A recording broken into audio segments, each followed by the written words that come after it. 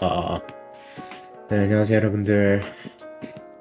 오늘 또 생각보다 되돌림을 주고 있어요.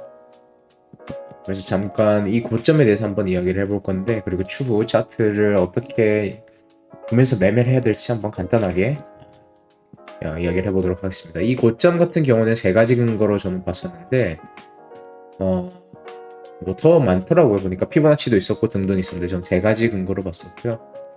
그래도 저는 솔직히 깨줬으면 했었어요. 그래서 월봉 마감 전까지는 깨지면서 여기서 탑밴드 패턴을 만들고 월봉 나온 다음에 되돌림을 주고 매물대 지지를 해주면서 추가적인 상승을 보여주는 게 상승을 이제 바라봤을 때 가장 예쁘지 않았나 싶었는데 그러진 못했고, 자, 일단은 세 가지 근거 중에 두 가지는 채널링이었고요. 첫 번째 채널링 같은 경우에는 이 채널링의 중요한 채널링이었죠. 꾸준히 지지와 저항들이 이루어졌던 그러한 채널링이었고, 올라올 때도 뚫긴 했지만 결국에는 어떻게 했죠? 실패를 하고 되돌림을 준 다음에는 리테스트를 해주는 그런 자리가 되었다라고 볼 수가 있고요. 이제 두 번째 채널링 같은 경우에는 좀 더 작은 파동으로 들어갑니다. 이제 단기적으로 저점을 되돌림 주고 상승을 하는 이 상승폭에 대한 채널링이고, 이 채널링을 볼 경우 뭐 이런 식으로 피보나치를 볼 수가 있겠죠. 그래서 이 채널링이 이제 또 상단에서 지지와 저항이 꾸준하게 이루어졌다라고 판단을 할 수가 있고, 이게 깨졌을 시에는 그렇죠, 중요한 매물대가 깨졌다라고 판단을 할 수가 있습니다. 저는 제가 봤던 제가 들어갔던 매물대가 어디였지? 제 기억은 여기였던 걸로 기억해요. 여기에서 한번 들어가고 본전 나온 다음에 안 보고 있었는데 생각보다 많이 흘렀더라고요. 중요한 자리라서 그냥 깨졌을 때 스위칭을 했었어야 했나 싶기도 하고, 지금 고민에 빠졌습니다. 그리고 마지막으로 이제 저항을 받던 근거는 그냥 이 매물대겠죠. 결국에는 유동성을 확보하고 스타번팅도 하면서 이제 스타번팅이 나왔는지 모르겠어요. 한번 봐볼까요? 하긴 했네요. 스타번팅을. 네, 이렇게 스타번팅을 하고 운봉으로 하면서 추가적으로 내림 모습이라고 생각하시면 될 것 같습니다. 그래서 단기적인 되돌림 이후에 빠른 반등이 나오지 않을까 기대를 했지만 그러진 못했던 걸로 나오고요. 지금 같은 경우에는 그래서 이 세 가지 근거로 인해서 저항이 나오고 있다. 그리고 우리가 아직 추세에 들어가기보다는 아직도 매집 구간에 놓여 있다. 이 박스권 횡보 구간 안에 놓여 있다라고 생각을 하시면 될 것 같아요. 언제 그게 깨지냐면 제 생각에는 이제 아까 보여드린 이 피보나치 있죠? 이 피보나치, 이 피보나치에서 뚜렷하게 돌파를 하면서 거래량이 상승을 할 때 보시면 좋을 것 같아요. 지금 같은 경우는 거래량이 꾸준하게 내려가고 있는 상황이죠. 한번 다른 거래량도 봐볼까요?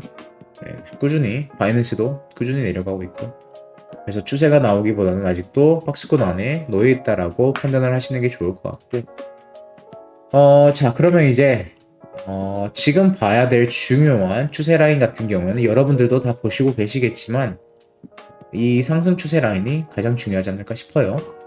이때도 마찬가지였고요. 추세가 꺾일 시에는 단기적으로라도 우리가 확실히 지금 우리가 추세에 놓여 있는 게 아니라 횡보 구간에 놓여 있다라는 것을 한 번 더 컨펌할 수 있는 그러한 중요한 자리가 되겠죠. 그래서 이 자리가 깨지면 그렇게 판단하시면 될 것 같고요. 자, 이제는 이제 캔들을 한번 봐볼 건데,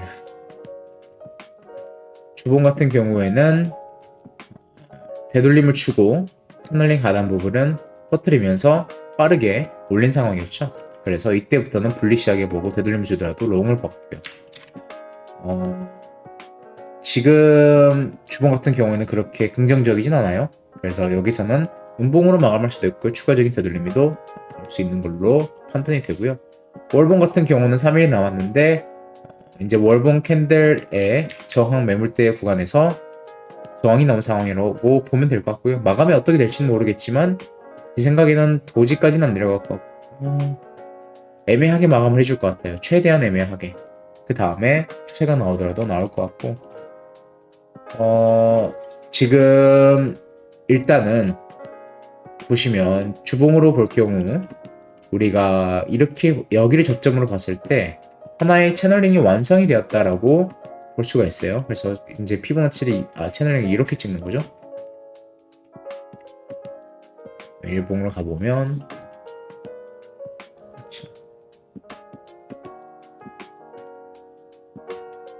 이렇게 보시면 될 것 같고, 그래서 이 조정의 저점이 나왔다라고 일단은 저는 판단을 할 것 같아요. 이게 저점부터 올라온 이제 프랙탈들을 쭉 보다 보면 계속 반복되고 있는 게 있습니다. 저점에서부터 나왔던 게 뭐냐면 상승을 하고 하나의 확장 수렴이 나왔죠. 확장 수렴 나오고 나온 게 뭐예요? 그렇죠. 사이드 스텝으로 치는 채널링의 조정이 나왔어요. 그 다음에 한 번 더 상승을 하고 또 뭐가 나왔죠? 그렇죠. 그 확장 수렴이 나왔습니다.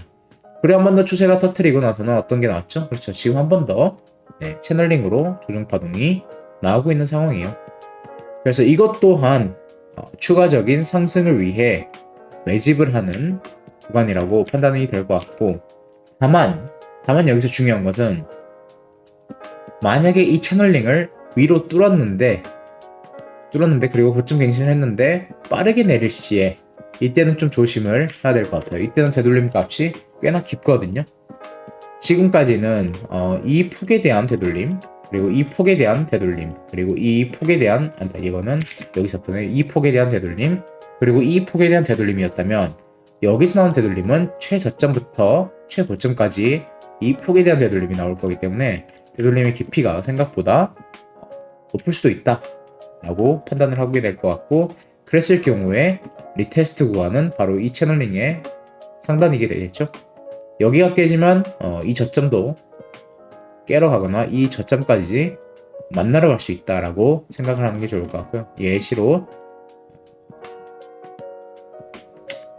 좋은 예시가 어디 있을까요?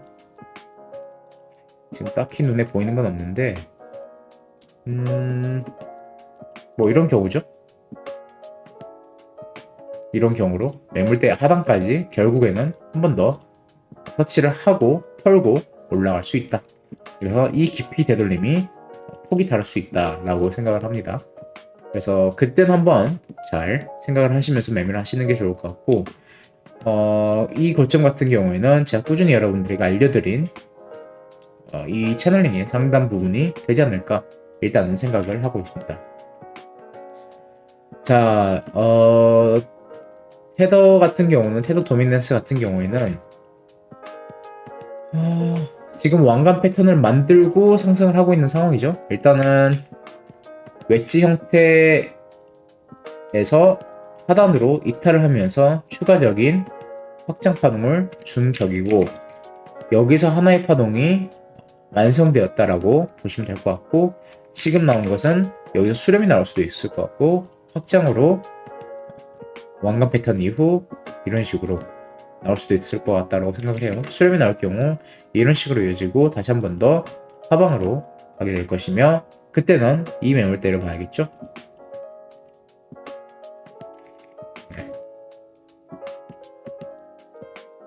그래서 테더 같은 경우도 지금 같은 경우는 5대5로 보시면 될 것 같아요. 이때 같은 경우는 명확한 하방이었죠. 그래서 비트 계속 롱을 봤던 것이었고, 지금 같은 경우에는 5대6인 것 같아서 저도 매매 횟수를 확 줄이고 조심히 매매를 하고 있습니다. 이때도 마찬가지였어요.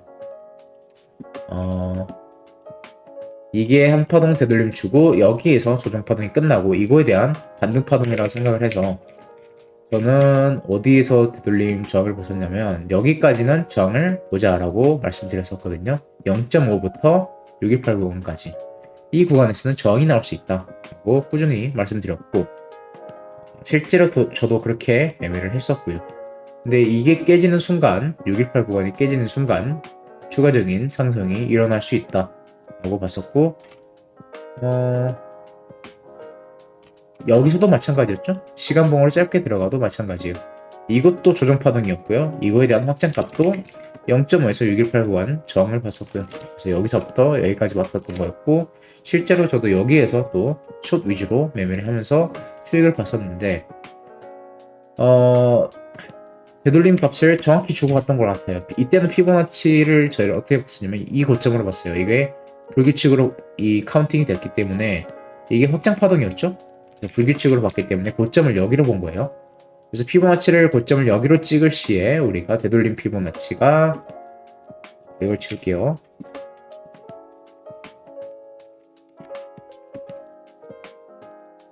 그쵸. 이렇게 볼 시에 피보나치 되돌림 236짜리 여기를 봤었고요. 일단은 그 두 번째 자리가 382 이런 구간이었는데 여기가 선물 자리로는 줬던 걸로 기억하는데 트레이딩 뷰에서는 안 좋네요. 어쨌든 이 두 자리를 주고 간 것을 보고 이게 고점이었고 이거에 대한 되돌림 값 주고 확장으로 움직일 수 있겠다라고 생각을 했었죠. 지금 같은 경우는 그래서 꾸준히 추세가 끝난 걸로는 안 보이고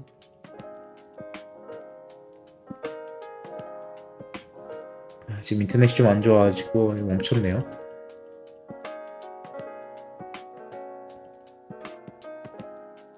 오케이. 오늘은 여기까지 해야 될 것 같네요.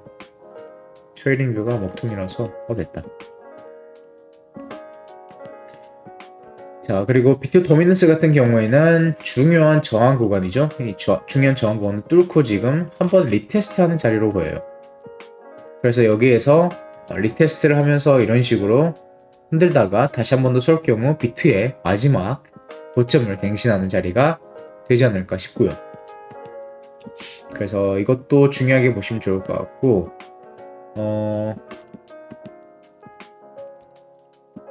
이제 비트 같은 경우에는 이거 해쇼? 해쇼는 큰 의미가 있을지 모르겠어요. 예쁜 해쇼는 아니라서 이것도 그렇고 해쇼를 보려면 어떻게 봐야 될까요? 이런 식으로 봐야겠네요. 해쇼를 예쁜 해쇼는 아니죠.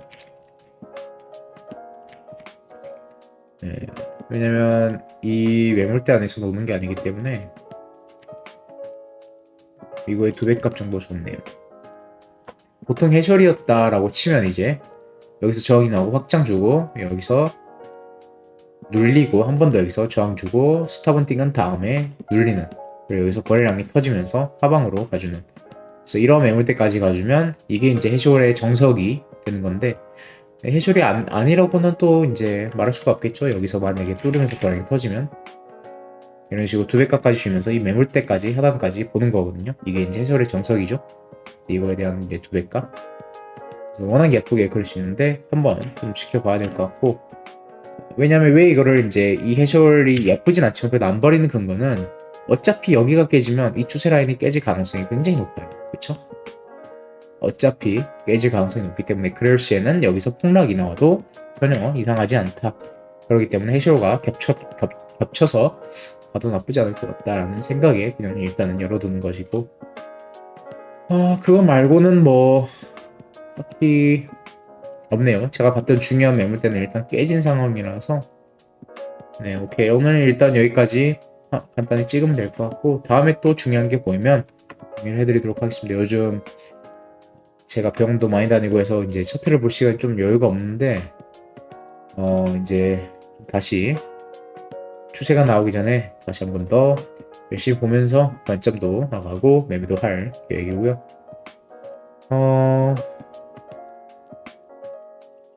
많은 사람들이 알트장도 궁금해하는데 알트도 아직까진 전 그렇게 뭐 걱정할 건 없다라고 봅니다. 네. 토탈 캡 봐도 걱정할 거 딱히 없죠. 네. 아이고 뚫고 되돌림에 뚫고 바로 올린 거 봐도 괜찮아 보이고, 이 매물대만 뚫고 오를 시에는 결국에는 엄청난 상승의 추세로 상승장으로 이어질 것으로 보이기 때문에 뭐 저는 아직까지는 크게 걱정은 안 하는 편인데 이더리움 같은 경우에는 이 되돌림 최저점 관점 나갔었고 여기서 익절만 나간 게 좀 많이 아쉽고 이걸 롱을 잡았어야 했는데 되돌림 줬었을 때 이 채널링 보면서 매매를 했고, 이것도 커피핸드 패턴이 나올 수 있었죠. 근데 이 친구 때문에 좀 못생긴 것 같고 네, 정석의 이제 커피핸드 패턴은 아닌 걸로 일단은 보이고요.